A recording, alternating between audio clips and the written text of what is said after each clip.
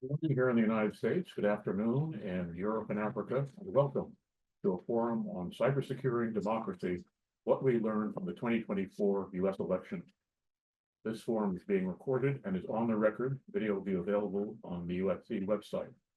This is part of a series of forums and conferences that USC has convened about election cybersecurity since 2016 here in the US and overseas on 4 other continents: Europe, Africa, Asia, and as of last month, Australia. Our next public program, it's not in this series, our next public program will be tomorrow at 12 noon on Secretary of State Anthony Blinken and public diplomacy. We'll convene right down the street at George Washington University's Elliott School, room 505. And of course, it'll be online.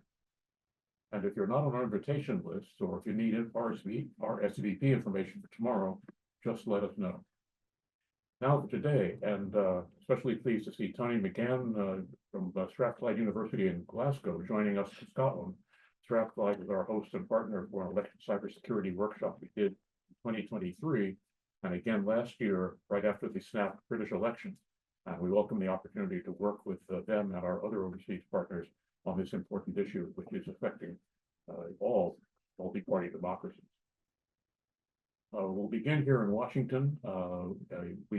Everyone here in Washington has bios. We'll put bios into chat for those of you online, and we'll begin here in Washington with USC's Election Cybersecurity Fellow, Scott Bates, with whom we've worked over the past 4 years, going back to his days helping to secure elections in Connecticut. He's now working with us, and Scott, over to you. Well, thank you very much, Adam, and welcome from the Decor building here in Washington, D.C. A lovely place to have a great conversation. We're looking forward to hearing from all of you today that are online so that you can join the conversation.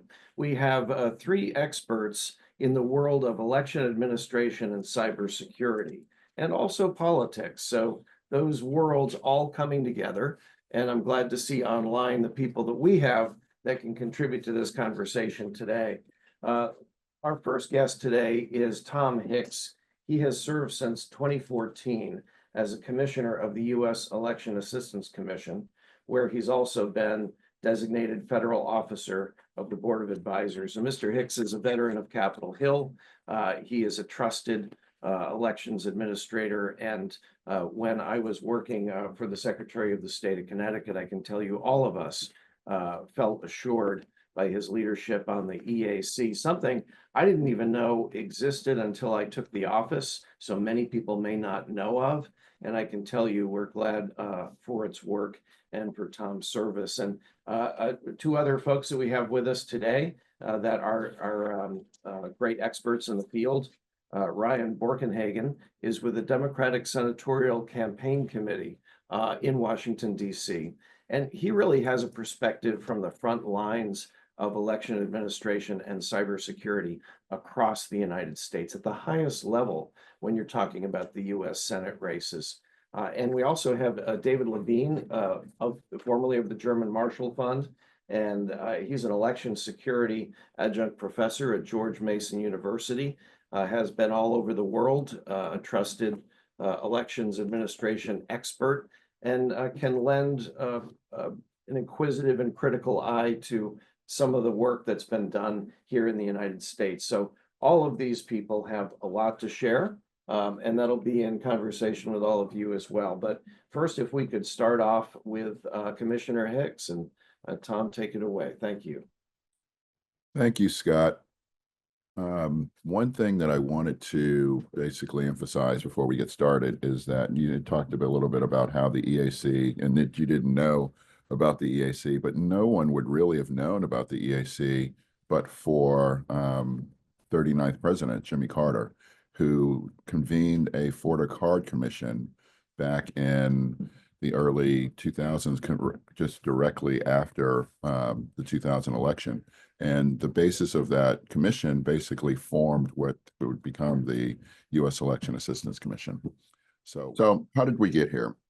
In 2016, there was a bipartisan Senate Committee on Intelligence report from the U.S. Senate that said that Russian government directly tried to influence our elections beginning in at least 2014 and carry to at least 2017. But I would argue that they did so in 2020 and 22 and 24 as well.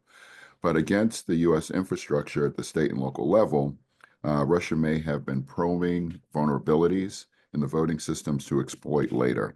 So in 2017, the U.S. Department of Homeland Security designated elections as critical infrastructure towards the end of the Obama administration.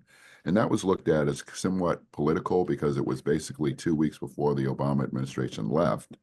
But recognizing that, the Trump administration kept the designation of critical infrastructure for elections, and it has continued on through the Biden administration, and it's basically headed up by DHS and CISA right now.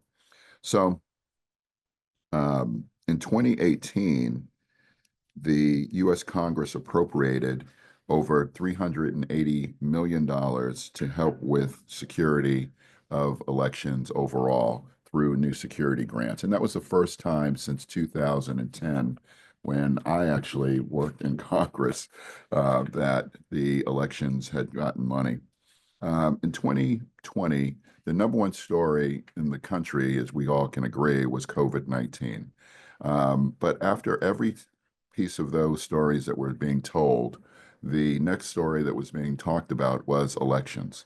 And I believe that elections have been in the forefront of the conversation since 2020, every single day until this past election day in November. And I think that was the first time that I hadn't seen an election article in the main newspapers for over 4 years. So our agency's budget had increased to $15 million in 2020 to help combat a lot of these issues moving forward. Let's do it this way. Doing it wrong. Yep, there we go. So what happened in 2024 so that elections were basically being, of what we were doing to ensure that elections were secure. So leading up to the 24 election officials across the country focused on securing not only cyber threats, but physical security threats, as well as how do you communicate that to the public. So contingency planning, preparing for cybersecurity incidents, securing non-election technology like poll books and so forth. How's the procurement process work? And conducting election audits so that people felt that the election was secure and running well. So hopefully most of you know about our agency, but we have basically 4 basic functions. Voting system guidelines, developing those, testing and certifying voting systems, administrating the HAVA funds, and serving as a national clearinghouse for election information. And as I said earlier, we've received money for the first time in 2018 for elections, and not a criticism of the current administration, but the previous administration gave over $1.1 billion to election infrastructure. While that number has gone down in recent years, I'm hoping that we can continually fund election security issues because we're going to have another federal election in 26 and another one in 28. And as most of you will realize, there will be a number of federal elections as President-elect Trump has looked to call some of the members of Congress into his cabinet, and therefore federal elections will have to be held. So this is how this chart shows how that money was being spent in the last 4 years or so. I wanted to emphasize the cyber and security emphasis of over 37% of that was being spent to secure elections through cybersecurity or physical security.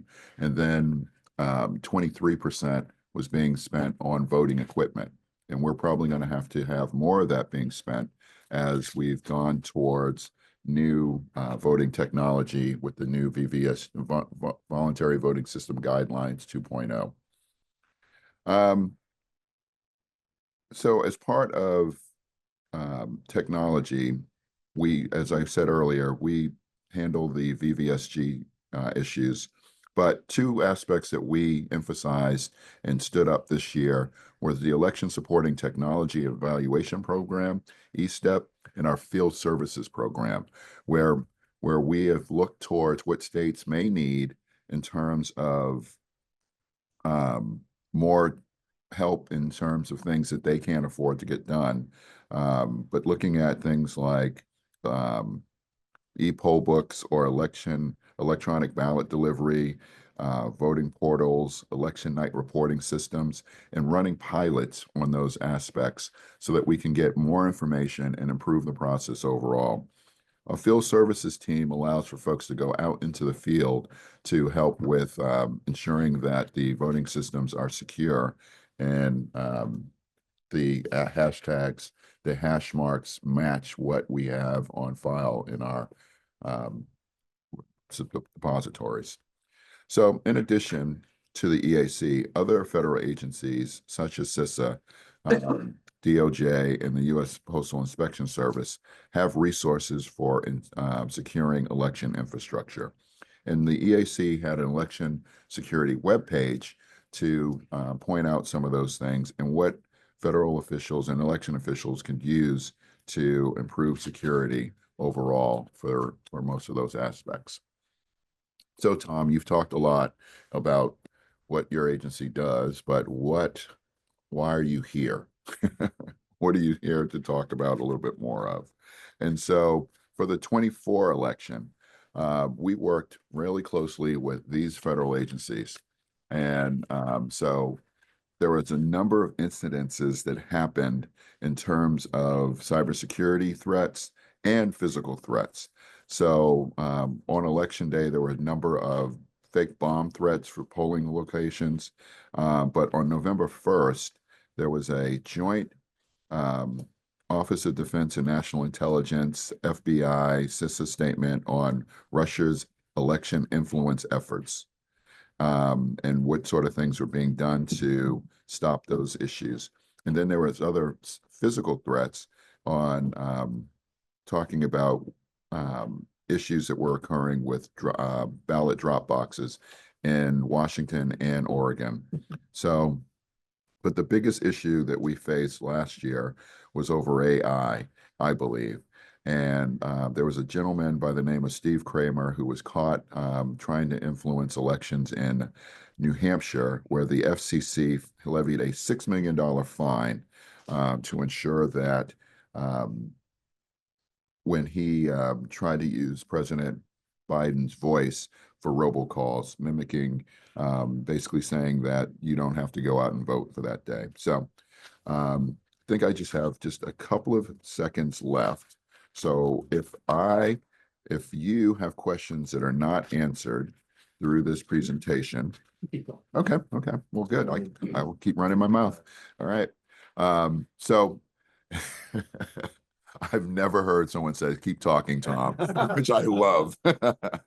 So other issues that our agency has done, which I'm really proud of, is that the fact that we have 2 Democrats and 2 Republicans who come together to make sure that the elections process can function well. And we try our best to leave politics at the door in order to ensure that elections, that people get the money that states get the money that they need to get these issues taken care of, but also to put out a number of products to ensure that the elections process functions well. And so I think 2024 functioned really well by having our 4 commissioners go out to a number of states, talk to states and locales and voters overall about how to improve the process. I, for instance, traveled to 31 states in 2024, talking to a number of people about the elections process and so forth. So in 2024, our budget was actually increased from when I was first here, which was in 2015 or so, our budget was just under $10 million.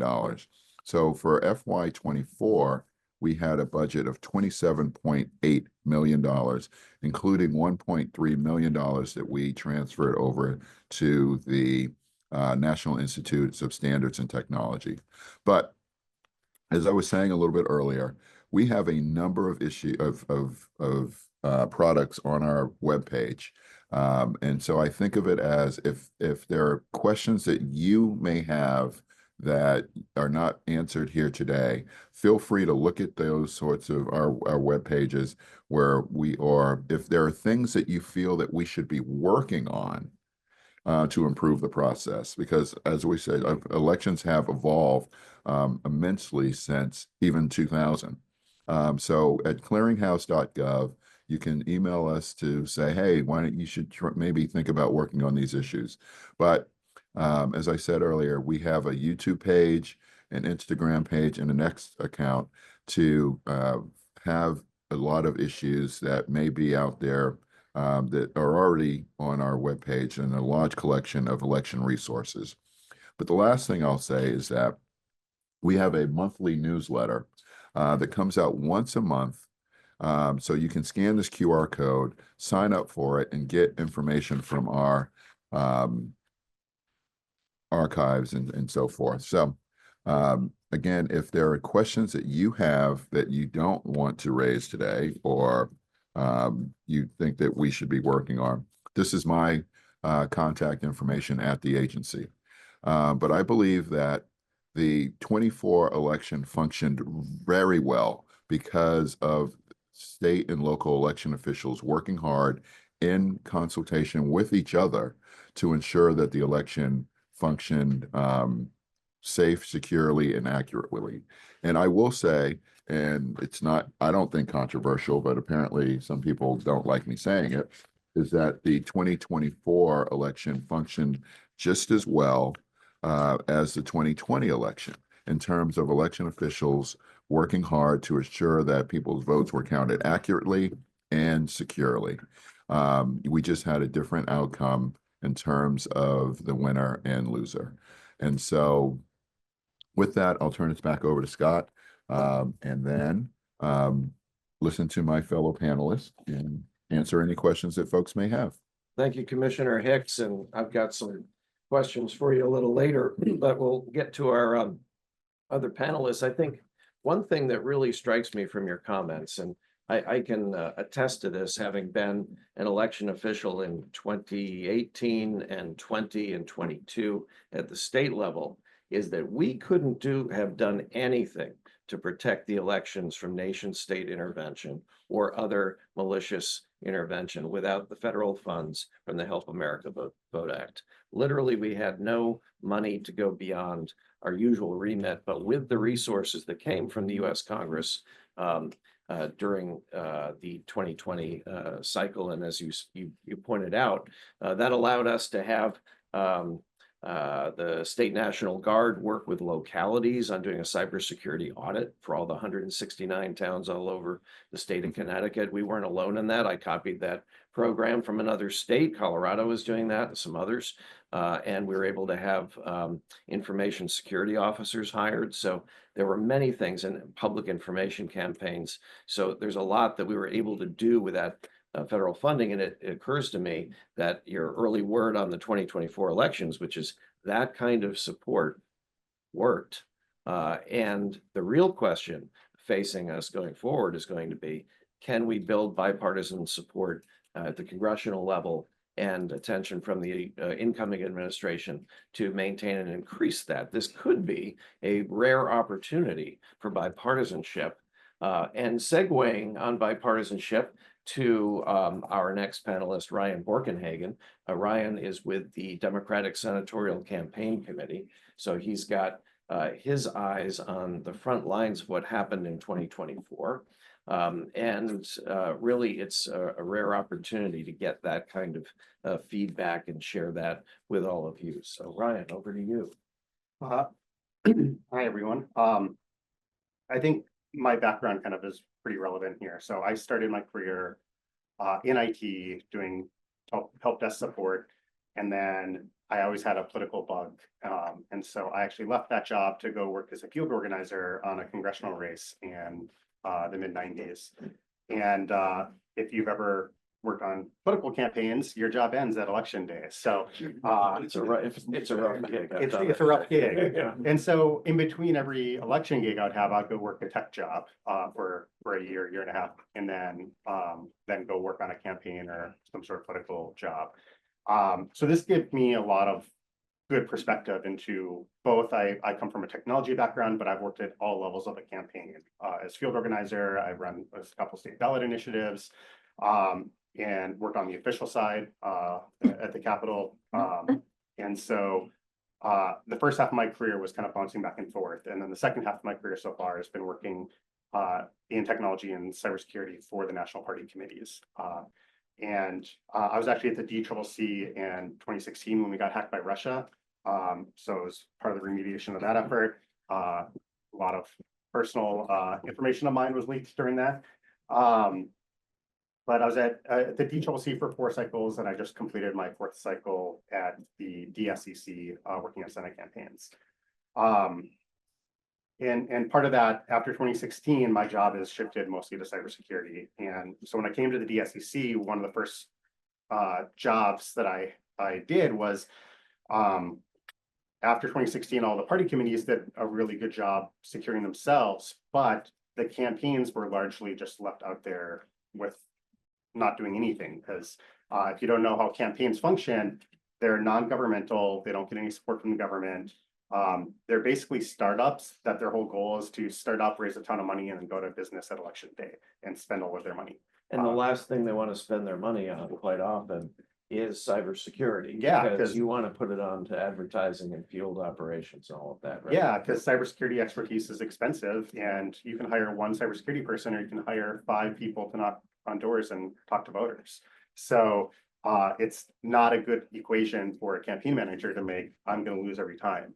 So at the DSCC, what I built out was a program to help our campaigns secure themselves. So I work with campaign managers and operation directors on each campaign to make sure that they're doing the basics to secure themselves.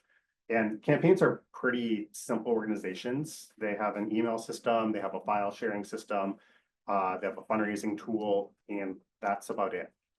They don't have a lot of complex systems. There's no servers. So securing them is not that difficult, but you really have to focus on the basics.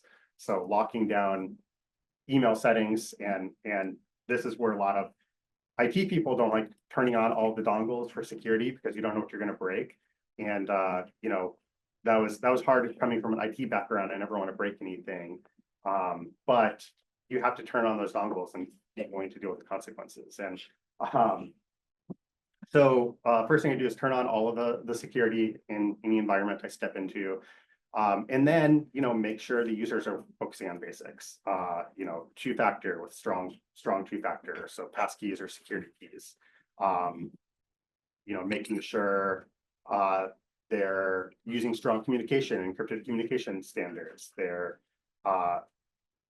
you know, being trained on how to identify attacks and what to avoid doing. So don't just click on every attachment that's sent to you. You know, stop and pause and like take a look at it. Does anything seem weird from this? So that's what I spend a lot of my time doing. So the other part of my job is to fill in the cracks. So when you get elected office, you're given an official office with official side staff. And you know, in my case, senators have the Senate Sergeant of Arms that work on securing their systems. But what the Senate Sergeant of Arms doesn't do is secure the personal devices and accounts of our elected officials. So there's a big gap there, because they can't use federal funds to secure either campaign or personal items or accounts for government employees. So I also step in and fill a lot of gaps. So making sure senators are trained, are using secure methods of communicating, making sure they have 2-factor on their accounts, making sure hopefully they're not using passwords. You know, a lot of the basics. But I mean, the secret in cybersecurity is if you're doing all the basics, you're doing pretty good. Like it's going to be really difficult to compromise you. That's not to say it's not possible, and with high value targets, especially coming from nation states, there are going to get past those basics. But it at least is a good starting point, and you no longer become the low hanging fruit for an attacker. So in 2024, the lessons that we learned is a lot of the attacks that we experienced in the threat landscape stayed the same. We saw more attacks coming in from some vectors than others. But the biggest change in 2024 was there are now more actors coming after us. So prior to the last cycle, Russia and China were the ones that we're used to seeing always trying to knock on the door. But as you saw, Iran was coming in along with a few other nation states and getting involved because they saw how effective it was for some countries to do this without having to create a huge program. So and then the countries that we were used to seeing, China and Russia, changed focus and tactics just a little bit. They maintained what they were doing, but they also added some new tools to their toolbox or new targets to their toolbox. The biggest thing that I think I worry about, and this is for all industries, is the financial scams. The financial scammers are the ones that by far are leading the way on how to write a phishing email, how to get into accounts, how to impersonate people. They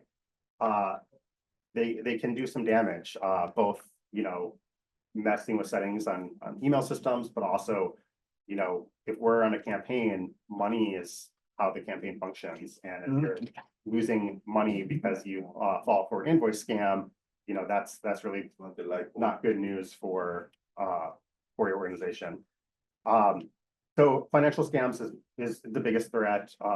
Luckily, there's a limited number of people that are handling invoices for a campaign. So training those people on, how to identify, any payment information and invoice changes. You need to pick up the phone and call your known contact at wherever that invoice came from. So that's spreading information about that is the big one. The other constant is password spray attacks. Most of these are not are opportunity attacks. So they're just using leaked passwords from password dumps and are hoping people are reusing passwords or haven't updated their password in a while. They're very constant, but not necessarily well executed. So again, following basic principles of two-factor and not reusing passwords kind of avoids those attacks. We did see a slight increase in DDoS attacks, specifically leading up to election day. DDoS attacks are, again, pretty low-hanging fruit. The impact for us, and this is the benefit of our election system kind of being segregated and spread out, and the different, we don't work with secretaries of state or local election officials, but most nation states don't understand it. So if they attack a campaign's website, they're not really doing a lot of damage to us, and using the right tools, they're not really taking the sites down for more than a few seconds before if we're using a proxy service, that's going to turn around and protect the site. So, and then the more worrisome attacks are impersonations, specifically of elected officials. We did see a lot of uptake of impersonations of elected officials and campaign staff. This is, again, user training, making sure that they're looking at what phone numbers, texting them, making sure they're looking at the email address. Is this an email that I'm used to getting an email from this person from? That one is definitely on the rise and are getting much more targeted and a lot better, even picking up some of the idiosyncrasies of, how people talk or send emails. And then mobile attacks, of course, is something that, the FBI recently brought up with Cell Typhoon breaching cell phone providers. And, mobile devices being really the gold mine for a hacker, because it's connected to your email, it's connected to your voice, it's connected to your camera, a microphone. If the hacker can get onto a cell phone, they pretty much get to your life. So that's something that is ever increasing target of some of our favorite hackers. So with that, a lot of this is just focusing on the basics, and then, once we get people doing that, for the high value targets, focusing on expanding and making sure mobile devices have some sort of security covering that. And physical security is also something that we are more and more concerned with. You probably saw the news stories about the guy shooting up a campaign office in Arizona last cycle. We usually have an incident like this every campaign cycle where gunshots are fired off at an office. Bomb threats a lot are common. So focusing on security, and unfortunately it's hard on a campaign because your job is to get in front of voters and talk to them. So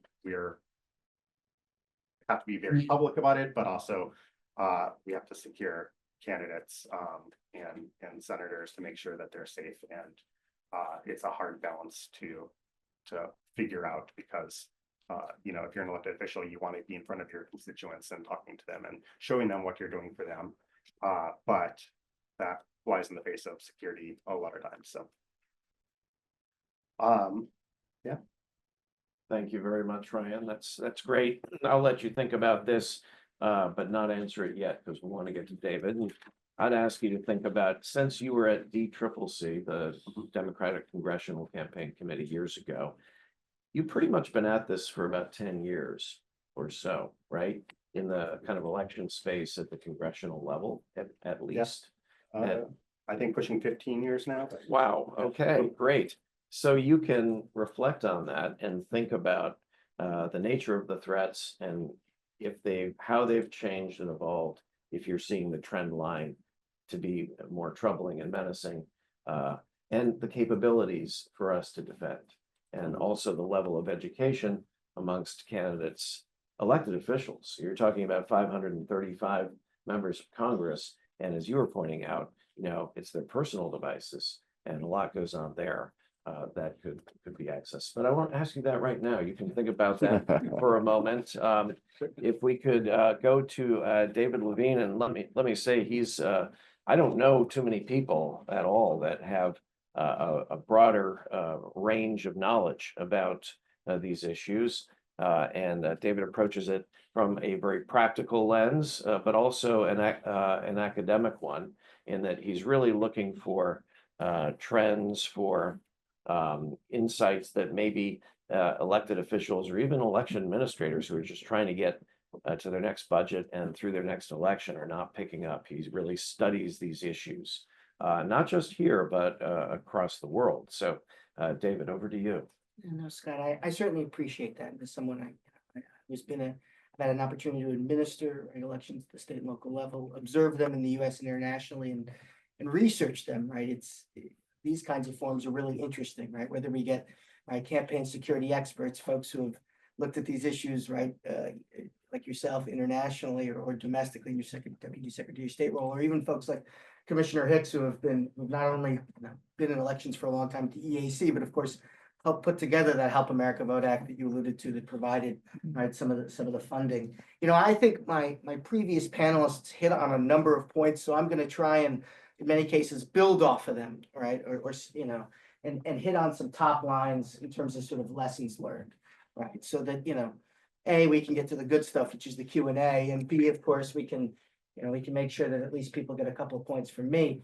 One thing I think that's important, something that both folks touched on, but I just want to sort of underscore, is that there have been no significant disruptions to the 2024 elections from cyber attacks, right, to this point. And of course, on the one hand, we of course recently certified the results. Of course, as we know, there are still reports that remain out. And of course, as we know, following 2016, sometimes we can find even months after the fact, right, that there's activity there. And without having knowledge to some of the intel that folks have, right? I do have to add the yet, but there have been no significant disruptions to the 2024 elections. And to piggyback on some stuff folks said, I think there's a case to be made that some of this was due to the fact that there was a strong emphasis on enhancing cybersecurity, right? Following previous breaches of election campaigns, which we touched on a little here in terms of sort of Trump-Biden campaigns as Harris, and of course, the discovery of potential vulnerabilities in voting systems. And there's been no indication that votes or election results have been altered. And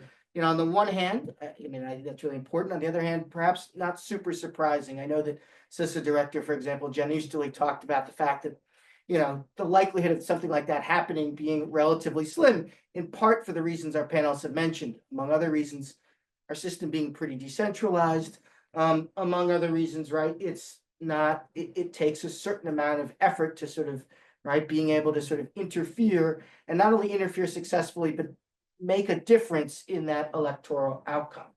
I think it's also worth noting, though, in the same portion, that the concerns about security and the persistence of discourse, right, for both foreign and domestic sources seeking to sow doubt and delegitimize the electoral process through conspiracy theories continues to persist, right? Not just from foreign adversaries, and we've heard a little bit about that in terms of likes of Russia, China, and Iran, but just to sort of put it out there, we have an ongoing, right, challenge at the North Carolina Supreme Court, in which, frankly, some of the challenges, the legal challenges, right, in that particular case, are based, frankly, on very fringe theories. And for those folks wondering what might have been if there had been a close 2024 national election, or if perhaps the national election had gone a different way, I would encourage you to follow what's going on in that North Carolina Supreme Court race. Number two, I think that U.S. election officials, right, can still run good elections. It gets to the point Commissioner Hicks brought up.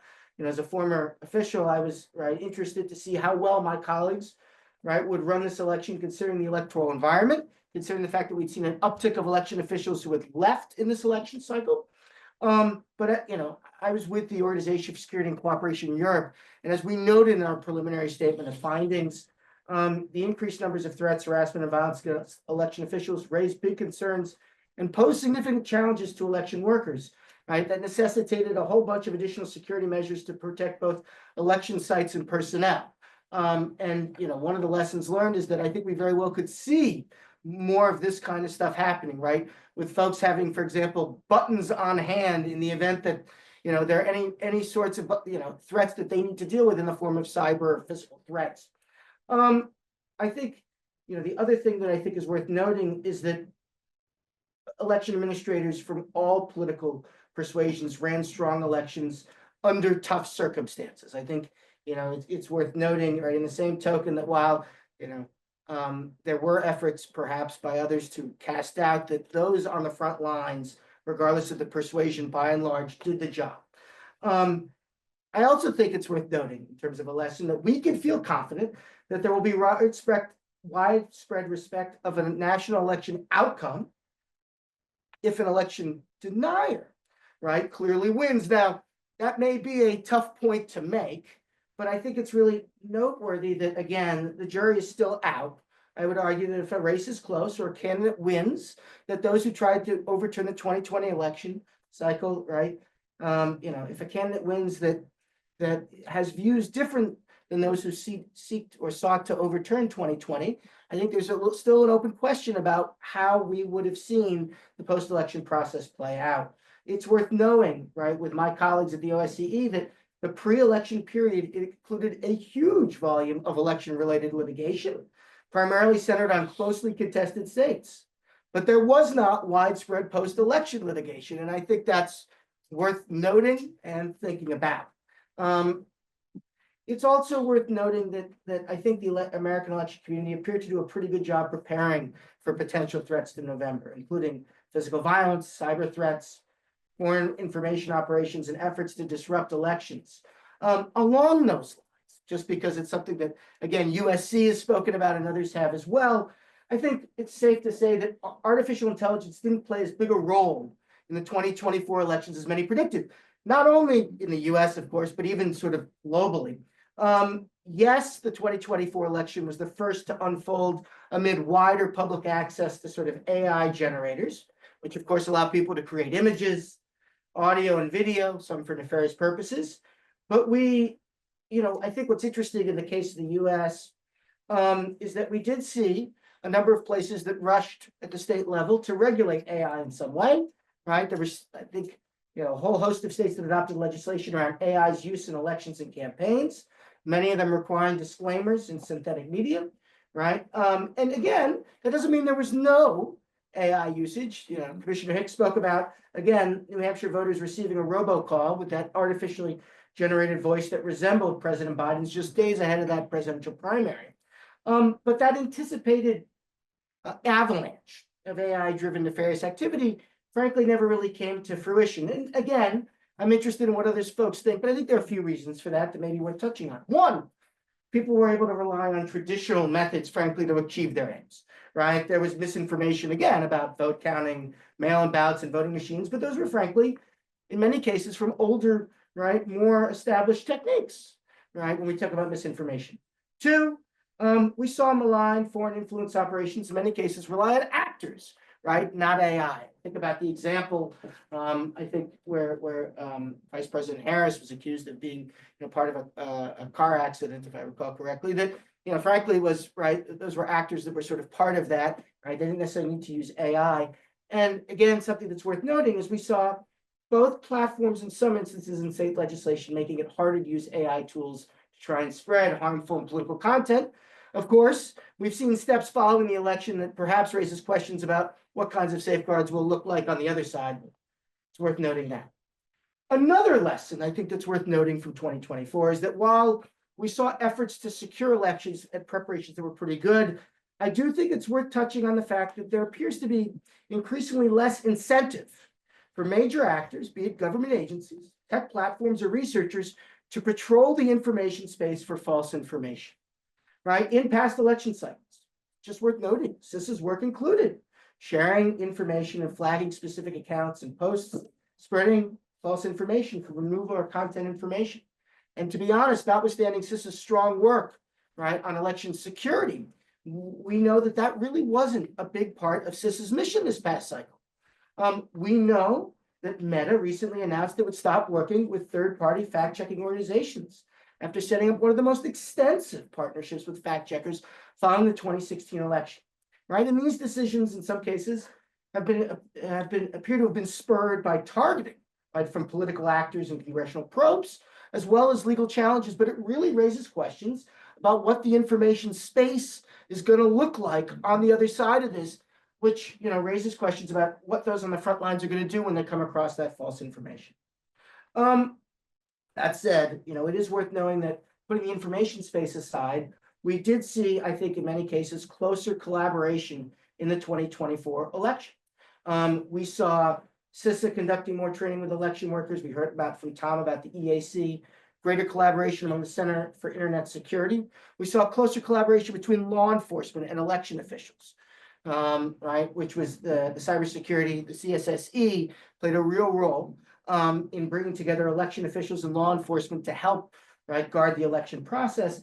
And, if we're going to talk about, again, that close cooperation, it's worth mentioning, right, the Foreign Malign Influence Center, right, out of ODNI, which came up in 2022, right, which put out warnings beginning 100 days out from the election at intervals to remind folks about the various threats that were there, right? And that was really important. It was a way of sort of putting out information, exposing the efforts of malign actors like Russia, like Iran, so that folks had a little bit more understanding of what was going on and perhaps serving as a bit of deterrent. And so I think, there's a lot there that I think is worth, knowing and I think, frankly, sort of applauding for those efforts. And again, it is, again, to sort of piggyback on something that I think Tom talked about. We also saw more efforts to bolster, our election infrastructure. We are increasingly close to having 100% paper ballots, which means that if there are efforts, for example, to interfere or disrupt certain parts of the infrastructure, we have a paper receipt to go back to. We did see, again, a more cross-sectoral approach, right, in terms of being able to deal with a whole host of threats. And so, I want to be mindful sort of my time, but I think that hopefully paints a little bit of a picture of some of what I saw on my end. Thank you very much, David. That you're pointing out the importance of the Director of National Intelligence and their operation to identify malign influences. I know as a former election official, we very much trusted DNI and saw them as one of the highest authorities on giving us a sense of the threat environment.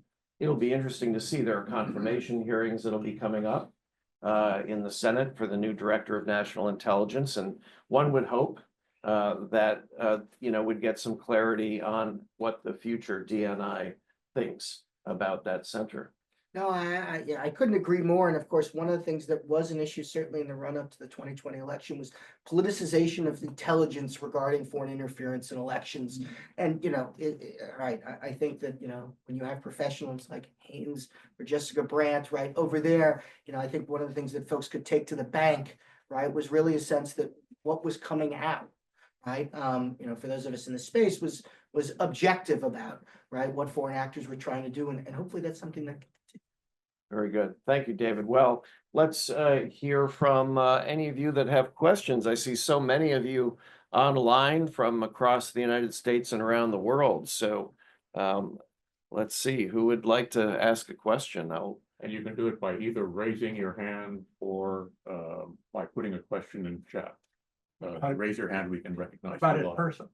In person. And in person too. Well, let's go to online first if we can. And Adam will direct traffic there. He knows everybody on here, I'm thinking.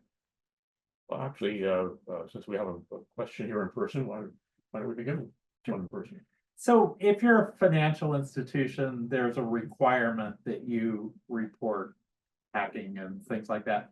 Is there a similar requirement for political campaigns, and what sort of penalties do they actually, do they give up the election? What is their penalty if they do get hacked or if they don't report it?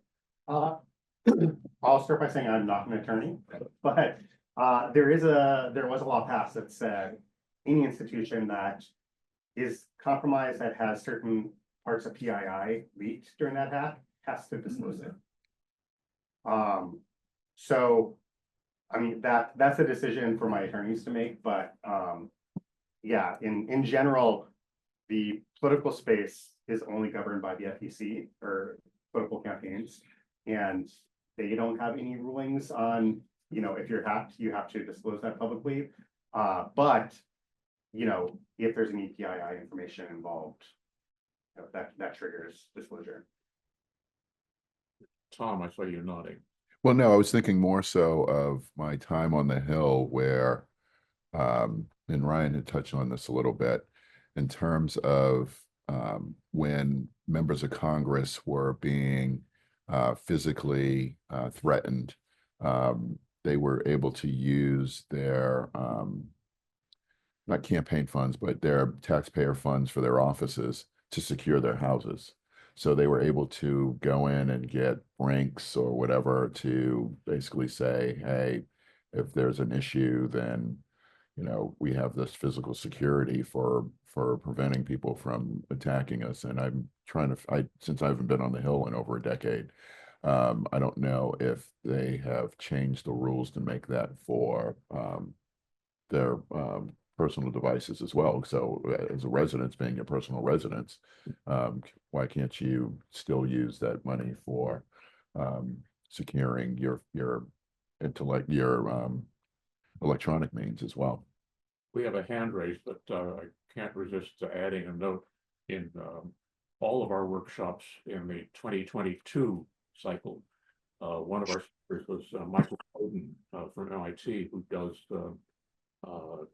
cybersecurity training for CEOs and chief financial officers and boards of Fortune 100 companies. And one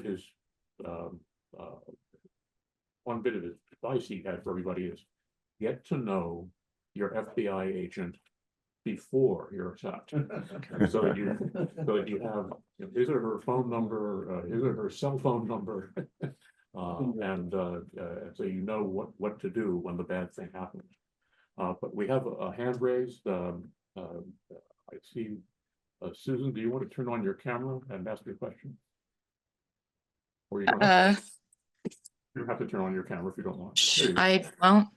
I Yep. can't, I'm gonna shut it off because I can't see it. I don't know what I'm looking at. I'm actually getting ready to travel to DC. I'll see Tom tomorrow at the TGDC meeting. My question is for the panel. You didn't address insider threat, and this is widely recognized in cybersecurity community as one of the top, if not the top threat to the cybersecurity of systems. And we've actually seen instances where election officials allowed improper access, potentially unlawful access to their voting equipment in multiple states for partisan purposes and objectives. And so this is a very critical and concerning threat to the actual election systems, because so many of the protections that we're relying on for our election systems are based on physical access and proximity to the systems. Susan, thank you for your question, and I'll take first crack at it. I'm interested in other panelists. No, I think that's a really good point. You know, I think if I'm to be honest, Susan, I think I probably ran out of time in my remarks. You know, I think this was an issue. I know that when I wrote an election official handbook in March of 2020, insider threats was a possibility, in part because that's one of the most common cyber threats in any sort of cyber industry. And I frankly remember when I wrote that handbook taking a lot of flack from election officials, because at that point the insider threat was not as prominent in the election community as it had been, but it was something that was being watched. If there are things that you're aware of with regards to 2024, it would be interesting to sort of hear about. But I know that, you know, again, this was an issue that happened to and impacted jurisdictions in Georgia, Ohio, potentially Michigan, and other sorts of places. And, you know, it will be interesting to see, right, what comes out the other side of this. And if, irrespective of what comes out the other side of this, what kinds of legislation we see. Will we see more states that do things like what Colorado did, right? Will we see more situations where election officials have to do things with two people, where we see more cameras around, right? Where we see more funding that takes place to make sure that, again, right, there are proper checks and balances to sort of mitigate that kind of thing. So that's all I've got. Susan, I think that's a great question, and thank you for raising it, and looking forward to seeing you tomorrow. I really like the way that the Ohio model is functioning to a certain degree. I don't think it's perfect, but I do think that with most things that they do, you have to have two people doing it. You can't go into a room without both people having the key, and it's like a nuclear sub in that sort of, you know, basically launching weapons, that you have to have two people doing an agreement with it. And to have it so that it's one Dem, one R doing it makes it less political. And it looks really, I think it functions pretty well that way. I would like to see that expanded across the country in terms of, for places that don't have the two people doing something like that, because I think that alleviates a lot of the insider threat issues. The issue that we saw in Colorado was absolutely horrendous. And I think that the judge came down hard and put people on notice that you cannot do these sorts of things of giving out information to folks who are not entitled to it. And so, briefly. So basically, there was an election official who decided that she was going to give information that of the way that the election turned out to campaigns. And once that was, you know, found, she was prosecuted. She was relieved of duty, and now is, I know that she's been sentenced. I don't know if she's actually in jail, but I know that she was sentenced to a significant amount of time. I wouldn't say almost 9 years, but I might be wrong with that. But the judge came down really hard on her. Peters, I think her name was or is still. But I think that shows that if things are not always going to get caught, And so, but how do you ensure that, because there's going to be issues no matter what, with every election cycle, but it goes into that, how do you mitigate that quickly and ensure that there's still confidence in the process that the election functioned the way that the voters intended? Yeah, and if I may just follow up on that, I would say that that part of it is how do we make sure the voters have confidence is to make sure that we do audits of the paper ballots. But I just want to add that I think the Peters example it's great that that justice was served in that she did get 9 years. She is in prison already.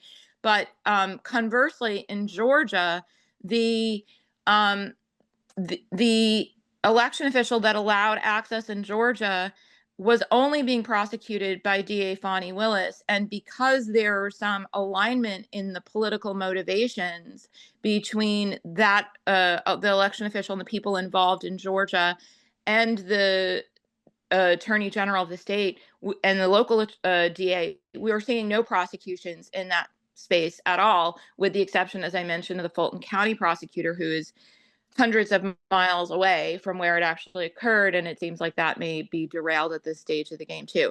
So I want to just point out that there are cracks. Like, just because things worked well in Colorado and they have a good system in Ohio, which I agree with, that this is not a solved problem, and it's something that warrants attention, in my opinion. Thank you very much. No, for no, I agree with that.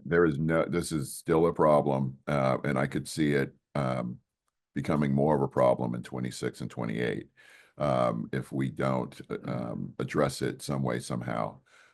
Because I look at 16 about how if there was a foreign government that was looked at as trying to influence our elections, we would not say, hey, state, go take care of that. And I equate it to a nuclear sub being off the coast of Virginia. We wouldn't say, hey, Virginia, go take care of that. We would say, hey, federal government, send the Navy out and take care of this. And I view this as an issue of, it's not a federal issue in terms of the running of elections, but I view it as a federal question that should be answered in terms of what can we do to make sure that federal elections are not being called into question in terms of their integrity and so forth. So to some way, somehow of having this being looked at, I think it's not a bad thing. You have, in the last several election cycles, I can say from speaking with colleagues from around the country who are state election officials, it was like having the cavalry arrive with the federal support, because indeed, Tom, you had nation states targeting American states, and we did not have the capability to understand the threat, number one, or the resources to meet the threat and protect ourselves. So that was essential, and that's why the role of the federal government is going to be critical to making sure the success that we've seen in 2024 kind of rolls forward. And there's a lot of the jury's out on whether or not that'll remain. David, I think you were going to contribute some more there. No, I mean, Scott, I think that's exactly right. I mean, I think, we even saw, frankly, there were some states that pulled away, right, from some of the training and support that the Cybersecurity Infrastructure Security Agency had been providing earlier in the year. Concerns around politicization, which I think from where I sit is regrettable, and it's part of the reason why the Cybersecurity and Security Agency, I think, hired, right, I think it was 10 regional advisors, right? These are folks that are steeped in elections, steeped in cybersecurity, that ran the gambit in terms of their politics in an effort to try and sort of, right, meet folks where they are. But one of the things that I think is going to be, really important to watch is, on the one hand, right, I think states are going to need to do what they can to sort of bolster their apparatuses, in part because we're not quite sure, right, what the funding is going to look like at the federal level. We're not quite sure what the support is going to look like. But, to a point that you've and others have raised, if, it really is critical, right, for there isn't lots of extra money lying around to address the threat of foreign adversaries. There isn't lots of money lying around to address sort of complicated information operations. And there isn't lots of money lying around for some of the sort of more recent nuanced challenges that Tom and Susan were just sort of talking about. And some state and local representatives have been quite vocal about this. Secretary of State of Kentucky in one of our workshops at the the governor of North Dakota, now nominated to be Secretary of Interior, talked about Russia attacking a specific election district, rural election districts, and that's pretty asymmetrical form of warfare. We have a related question from Pat Churchlis in chat, asking how will the defunding of the Global Engagement Center affect election security? Is anything likely to take its place? Any word on? I don't have anything on that. No. I know there was a report that that state was going to start something new. Yes. That would be similar. Sometimes it's important. People like to put different names on the same process, but we'll wait to see how that rolls out. And I think that to our questioner, I think that goes to the bigger questions here. And it's tough because we haven't had anything in the headlines in 2024 really about international threats to American elections. Everything went pretty well, but we need to keep that focus. And are these questions going to be raised in confirmation hearings or onward with the Secretary of the State to that global engagement question, with DHS regarding CISA, with DNI regarding Joint Terrorism Task Force? Tom was talking about, or you were, Adam, I'm sorry, and both of you, about protecting officials and knowing your agent. Well, we all across the US, we have these Joint Terrorism Task Forces. That's how you get to know the federal officials that help out in these circumstances. One thing, Scott, that I wanted to emphasize a little bit more is there's this thought that election officials are that there's hundreds of officials in these offices, when it's usually just one or two people running an election for that jurisdiction. And so, as I was saying earlier, how there's 8,000 jurisdictions, that's usually, from our research, a 55-year-old white woman who has just a couple of years of college behind her. And what she has done is also she's doing 3 other jobs in that office. So that's not necessarily her main job, but that's one that's been emphasized over that. And so one of the things that the EAC has done is try to put together some sort of learning lab information for these folks to get information to them where they might not be able to go to national conferences and so forth, but they are still able to look at these, get some education, and improve the process overall. Excuse me. So hopefully, we'll continue to have our budget remain the same or grow so that we can provide this information to election officials. But I do think that over these last 4 administrations, that there has been an increase in the number of jobs that election officials have had to do, but not necessarily an increase in the funding that they've received. And so as we've asked them to do more, we hope that we can alleviate some of that by providing information from our agency. We have a question from Melissa in chat. Can local boards of elections share specific processes with the voting public for counting and verifying votes? And maybe it's not just can they do it, or should they do it? Anyone want to take that? Sure. Yeah, I mean, as a former official myself, I mean, I think one of the things that we've actually seen, I guess more anecdotal in some respects, but I do believe there have been more efforts by election officials to engage in that kind of behavior. One of the things I think that came out of 2020, right, that a little more on the positive side was that there was a desire to sort of better understand the election process, and we now see election offices that in many cases, for example, are doing things like making sure that their operations are sort of, you can see through glass windows, right? Making sure that there's live streaming of events, making sure that there are tours that are being held, right, of their facilities, so that people have some sense. We talk about sort of the cyber piece of this; it gets a little more complicated, obviously. But I think there is, I do think there continues to be efforts to engage in that kind of thing. I think one of the things that I think is really important for folks who want to also be part of the process, so to steal a line probably from Tom, is that if you really want to sort of know more about the election process, right, in addition to potentially asking your election official to put stuff on the website, procedures, become an election worker, right, where you are. So you have a sense for how that works. And in many of these jurisdictions, right, you're going to be sort of welcomed with open arms, presuming you come with at least an open mind, right, about how this process works. And so, I think it's really important that, when you're looking for trusted sources of information, you're free reaching out to your local election official.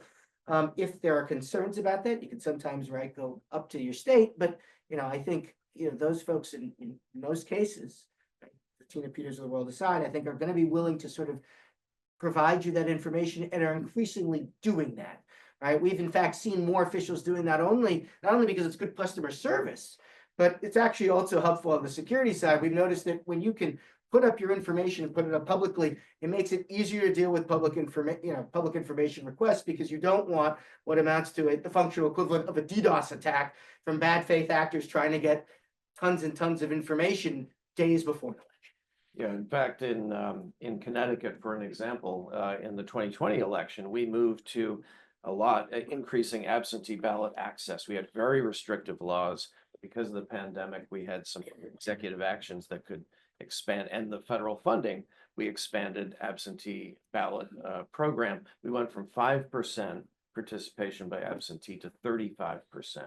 And you're talking about towns of 2,000 people having to administer this change. There's a lot of trepidation, but we conducted a public information campaign, several $1 million, how to register, how to vote, so that people, it's just because we're Americans, we've had a democracy for a long time, doesn't mean that all of us know about this. And in this era where there's decreasing trust in institutions across the board, I think it's going to be imperative that we continue that kind of public education campaign on how to register, how to vote. And a couple of you talked about this, but Tom, I think you and I were in a meeting in, I think in Alabama, where one of the early questions by our host was, okay, how many of you voted in the last election? How many of you volunteered to be a poll watcher? Yeah, right. Not many hands went up. Mhm. But that's a huge need.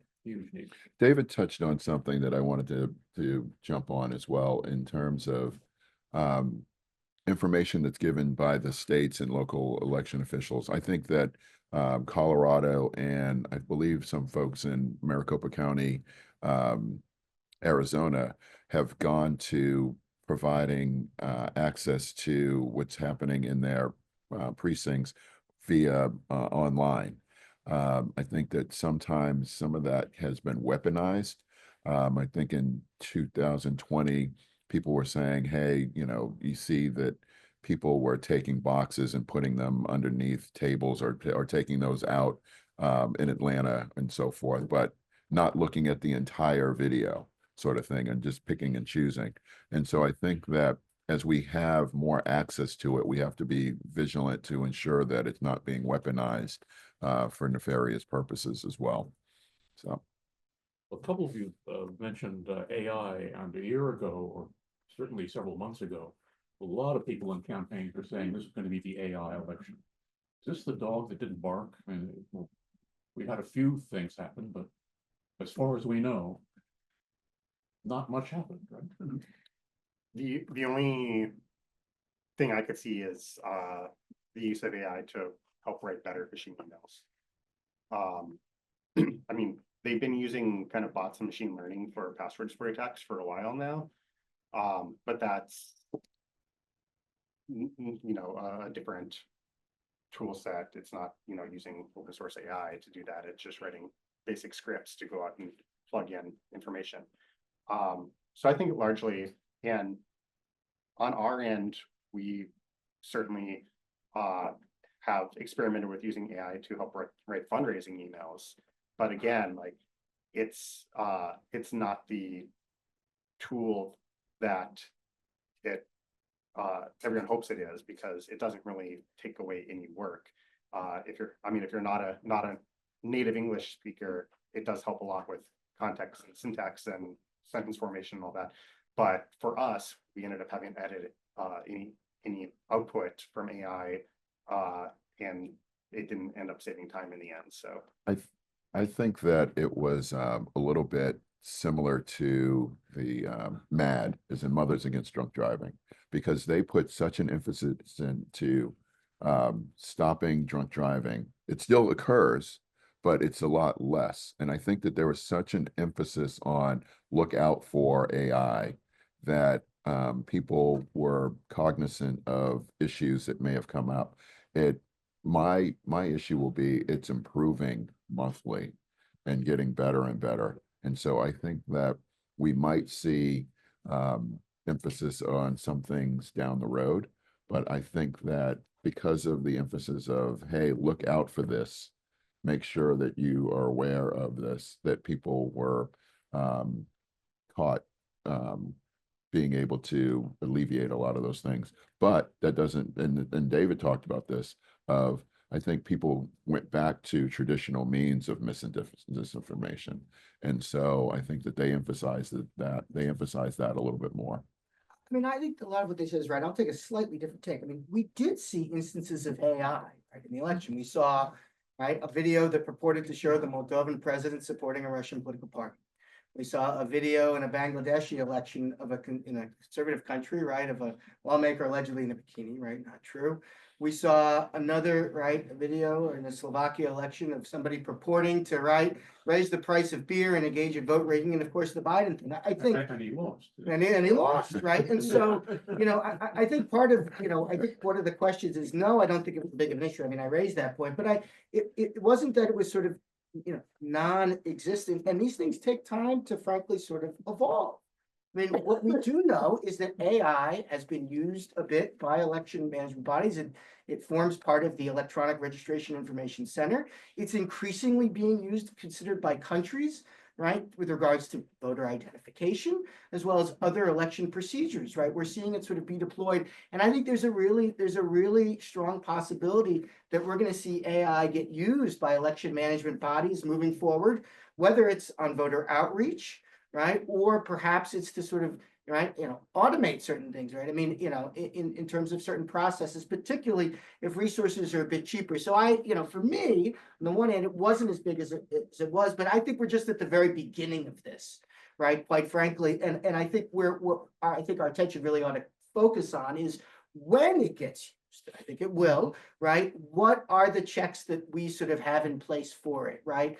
What kind of human check is involved as part of it? What kind of sort of red team testing?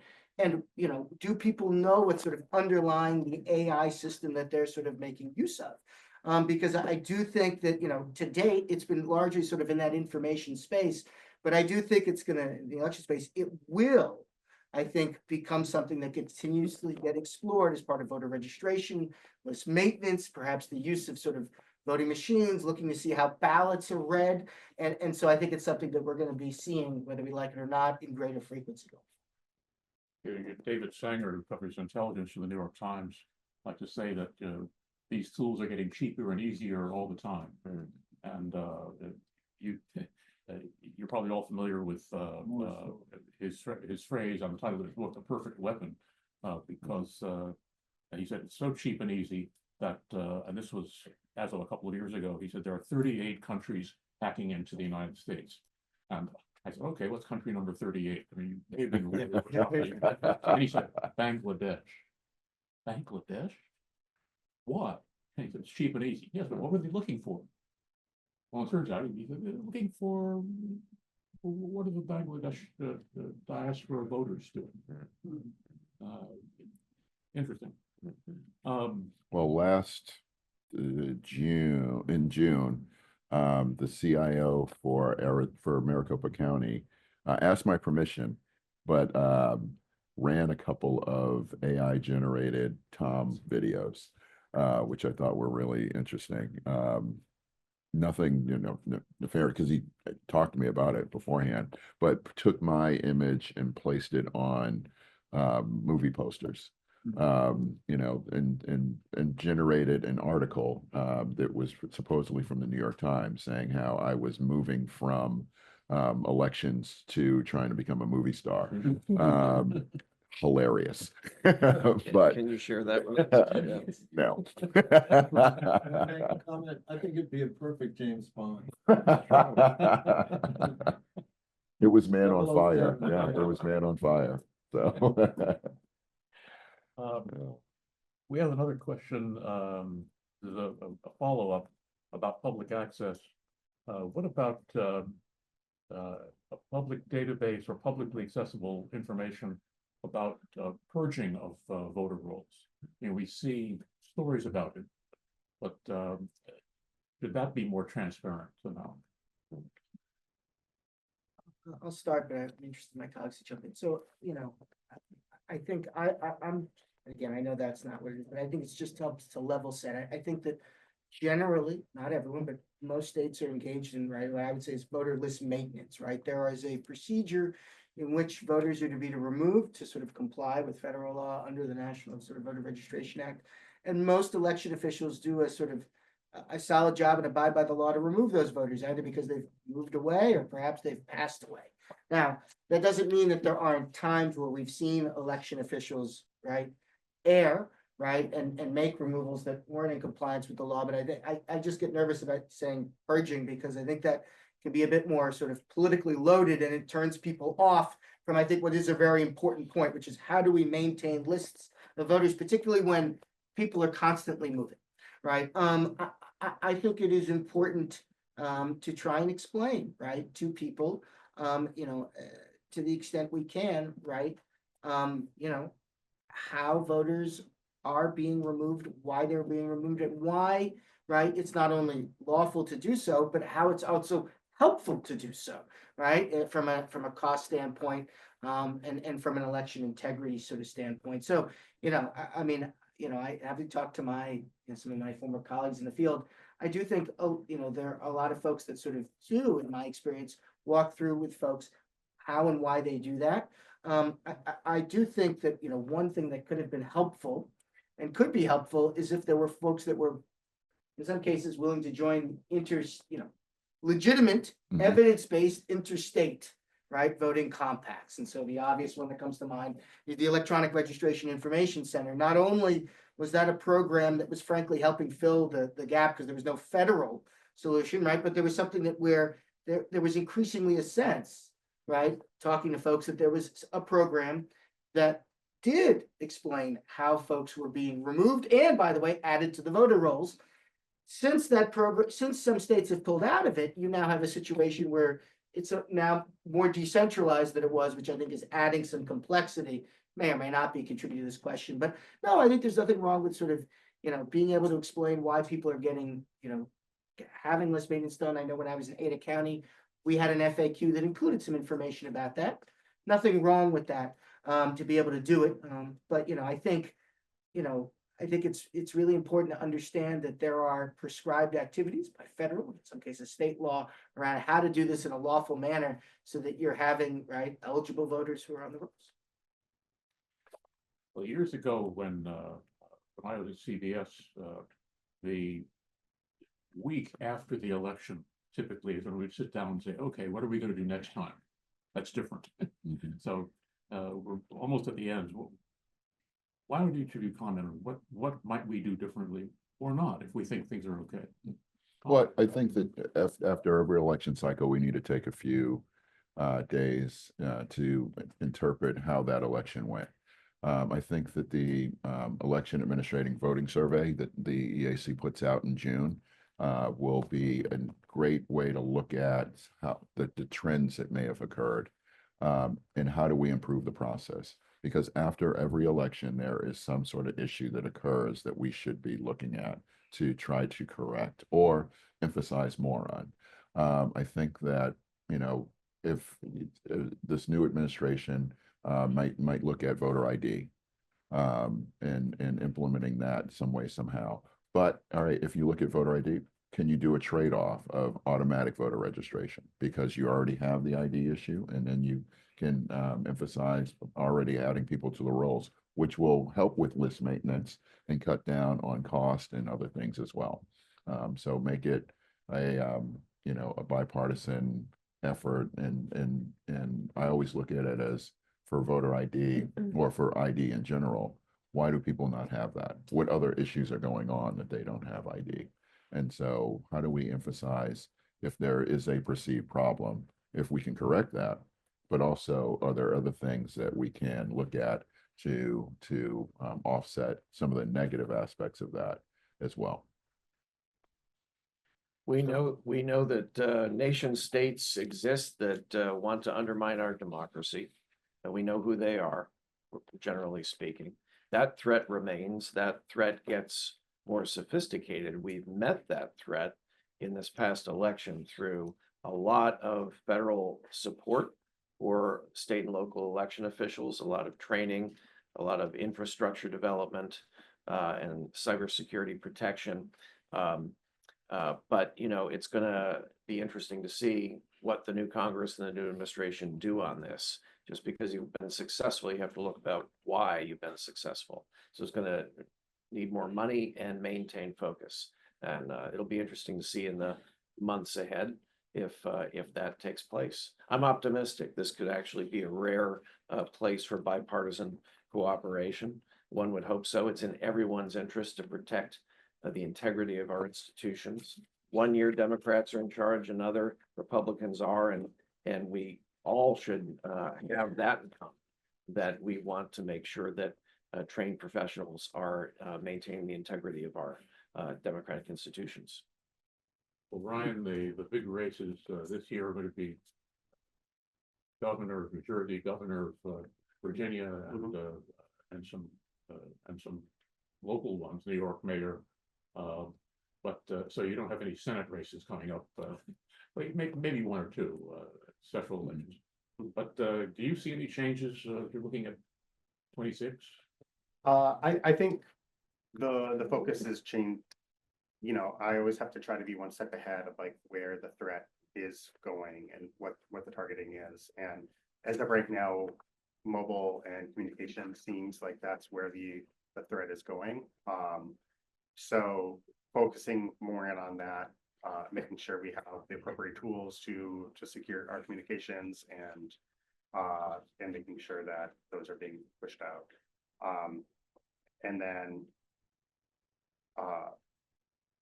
you know, always, you know, most of my job is being ready to pivot whenever I need it. I think there are a few things that I'm going to be sort of watching for.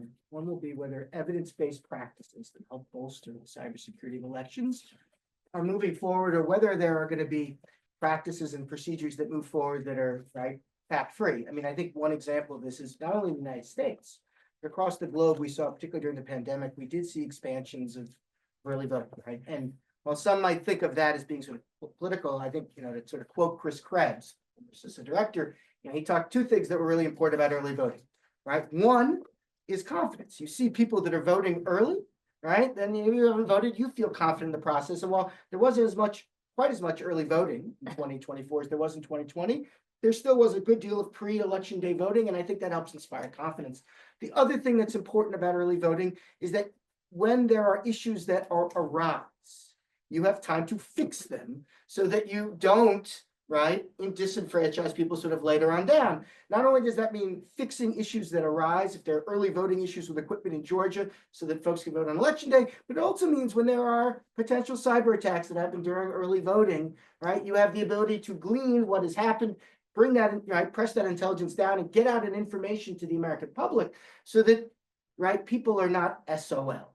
Right, sorry, maybe I'm not supposed to say that on the live stream here, but I think that's really sort of important because, you know, I think that when, you know, the vast majority of states R&D have this, and it's hopefully something that we can see more of adopted with more days in advance. You got to have the funding for it. You got to have the infrastructure. But when you have early voting, you have more time to be able to resolve issues, right, that come up cybersecurity wise.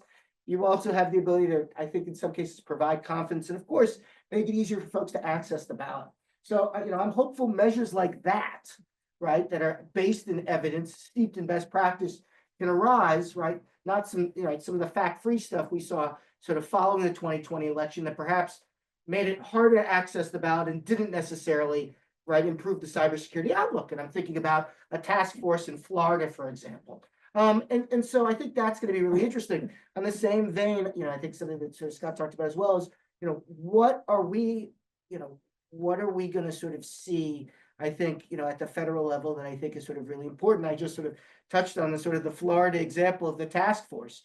It's worth noting that a lot of the folks that are up, right, in the confirmation hearings, are based in Florida. It's also worth noting, who are we going to see come behind some of the folks that have played a really critical role, right, in securing our elections? What are we going to sort of see at ODNI?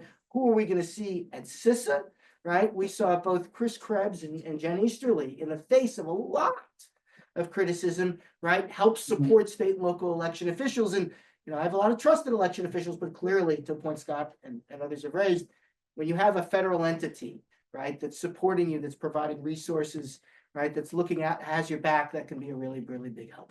So, One thing that my math may be off, but I think 2026 will be the year that the US will be celebrating 250 years of existence. Yes. And I think that we should emphasize a lot on the fact that where were we in 1776 and where are we now? And how do we get the best infrastructure for elections as possible? Because one of the things that I've learned in traveling around the world is that when the US coughs, the world gets a cold. And so we want to ensure that there's no coughs coming around, and that the election is what we want it to be. So What a great way to sum up, because our election cybersecurity initiative is on 5 continents, and we're sitting here where the US Supreme Court first met after independence, and Justice Marshall actually slept upstairs. Wow. So there's a lot of history right here. Thanks to all of you, Thank you. for your remarks and everything that you've been discussing. Thanks to all of you for joining us online and in person. And I would invite all of you who are not already on our list. We do a weekly election cybersecurity newsletter, which includes articles. It includes links to upcoming forums, not just ours, but others. We have video highlights of cybersecurity workshops. And the way you can do that is by emailing TrueVote. It's all one word. TrueVote, TrueVote, TrueVote @usc.edu. And so with that, we come to the conclusion of our first election cybersecurity forum for 2025. There will be more here, and USC is certainly planning at least a few in other countries already. So with that, this is going to be a work in progress. So stay tuned. Thank you. We're adjourned. Thank you.